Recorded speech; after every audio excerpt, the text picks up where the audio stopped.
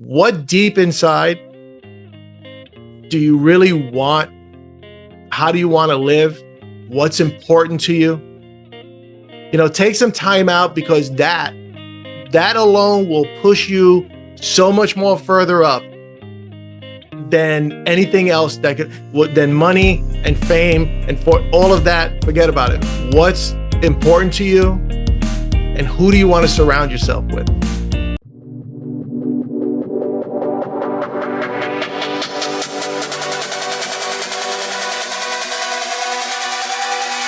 There is something special inside you. Welcome to GNG Podcast with your host, speaker, best-selling author, Chaz Jackson. Yo, what's going on, kings and queens? It's your boy Chaz Jackson coming back to you once again, representing GNG Giftinagift. You know, our motto on this show is we're all gifted differently to make a difference. Hey, I have a difference maker ready to shine his light on GNG Podcast. Get each and every one of you some amazing value. King Eric, are you ready to get it? Awesome. Chaz, thank you. You're doing so much great stuff, and it's a pleasure to be on. Thank you so much for taking the time out, blessing the GNG audience.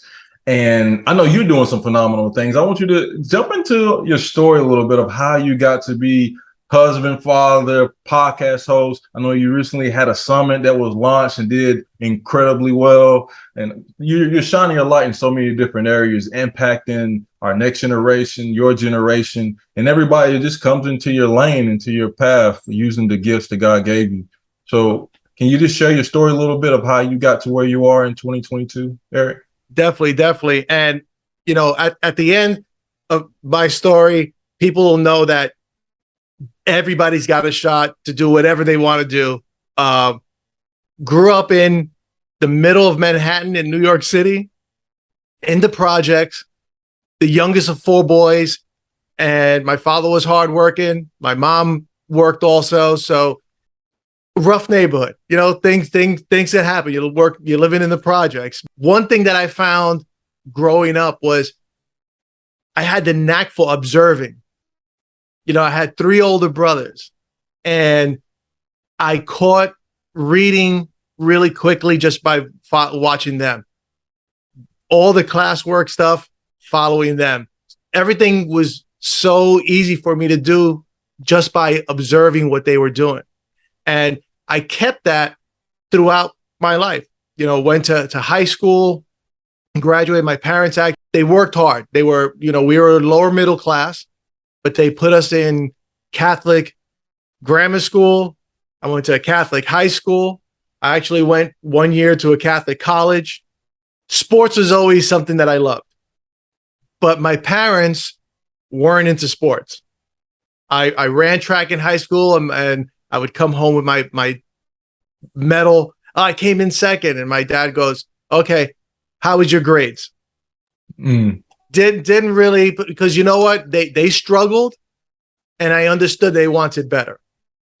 So I just kept moving up, kept working, went to college, went to 3 different colleges. So people I got kicked out of one.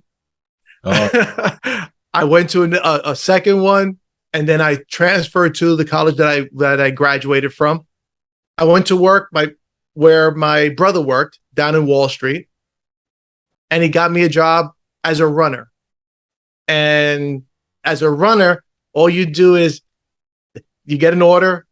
Literally, you run to the ring, you give it to the broker who trades, and he executes the order.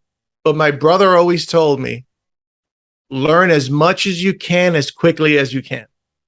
I really like that.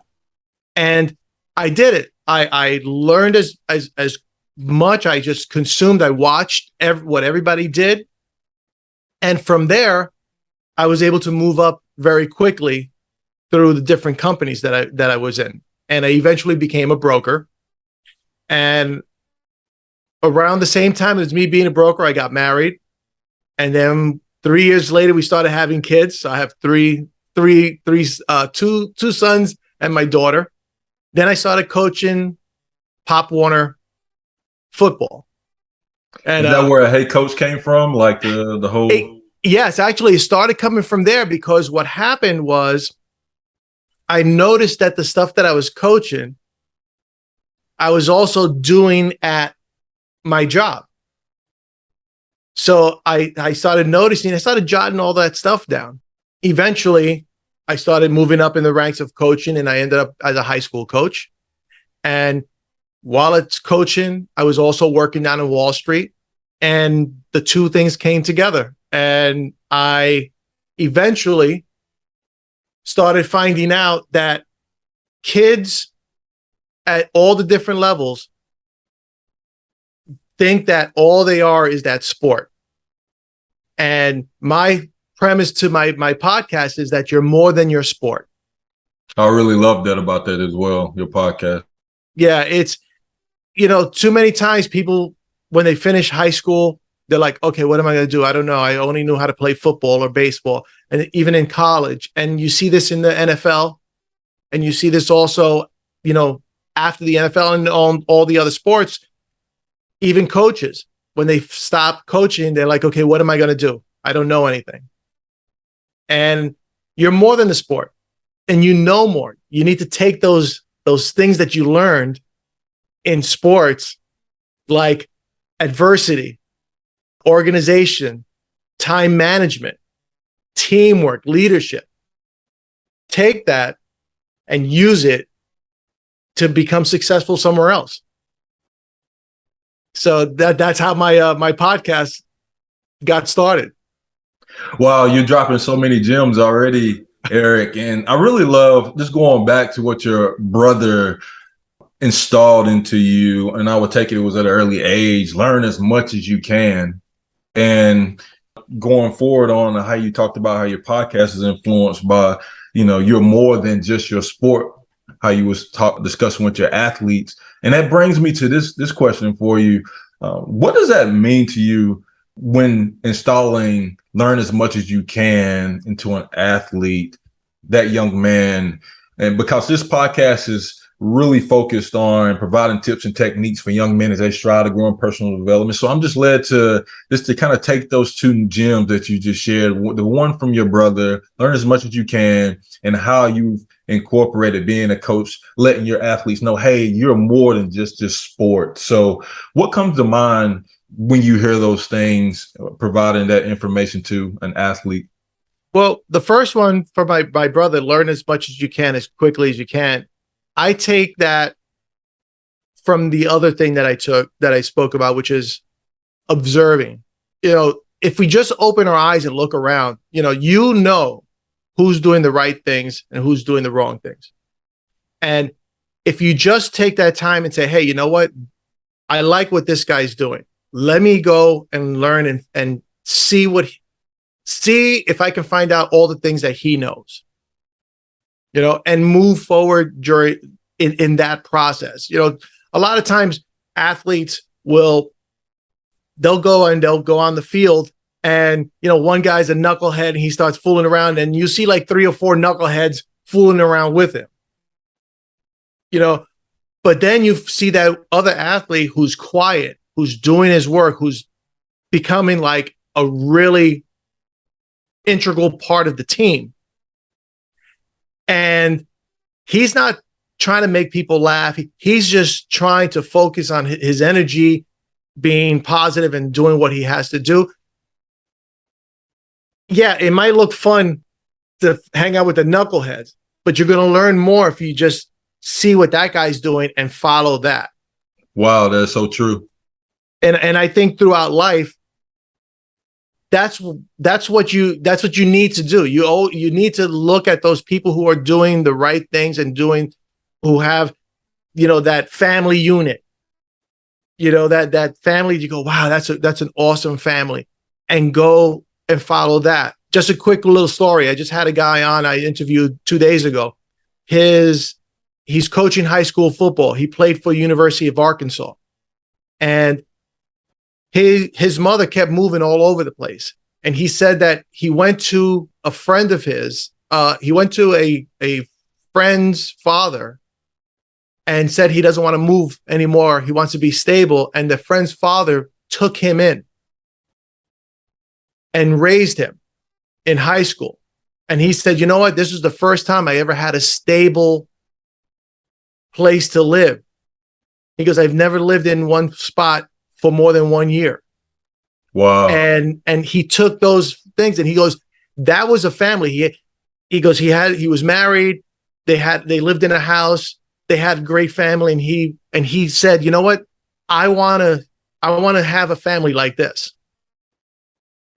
You know, and I think a lot of people are they're wandering around, and all they got to do is look around and find those people and follow. Wow. Whoever's listening right now, I encourage you to write that down.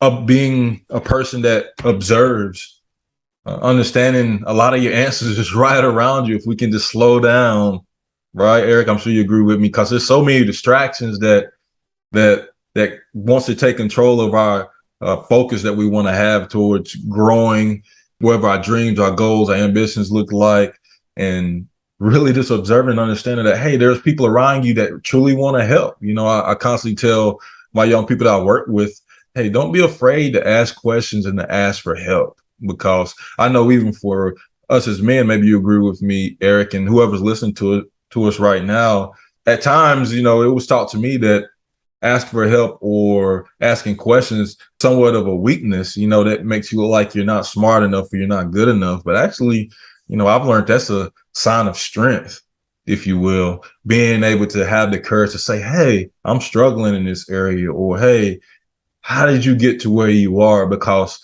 I know I'm super passionate about if a young person comes to me and asks me a question, hey, I want to share it with them, or adult, or however the case may be. If I have the answers, you know, I want to help you prevent making those mistakes or those failures if possible. And I know Eric is on the same page with me, you know, because we overcome so many things to be able to share and to give back and to help kindred spirits to get to where they want to be in life. And that makes me think about, Eric, you know, that coach, you know, that they're eager to help, but maybe there's a young man in their path that don't necessarily ask the right questions, or don't necessarily, they're kind of closed off. Is there any encouragement that you have for a coach that's wanting that kid to understand, to learn as much as you can? And hey, you're great in this sport. I can see you doing phenomenal in this sport, but I can also see you doing other great things outside of your sport. Oh, no, definitely. Definitely. A matter of fact, I've always told the players when I was coaching, I said, you're going to quit on yourself before I quit on you. I love that. I'm going to give you all I can. All you need to do is keep showing up. And, you know, not every kid is going to be the tremendous athlete. You know, not every kid is going to be that one that you tell him what to do and he goes out and does it. There's going to be some guys who just want to show up and they just want to be part of a team. They want to be part of something. And you as a coach have to understand that, you know what? There are some kids, they've never been part of anything. You know, they may be the social outcast person. They might be in a bad situation at home, and they just want to be around people. And like I said, as long as you show up, let's go. As long as you say you want to be here, let's go. I mean, playing time, forget about playing time. Like we'll worry about that another time. Just keep showing up. And I think as a coach, you have to have those eyes and those ears open, and the guys who you hire and those other assistant coaches and so on, they have to have that same mentality. I mean, when you go to college, it's different. It's all winning and that's it. Yeah. But at that younger level, at that high school level, and some guys just want to be part of something.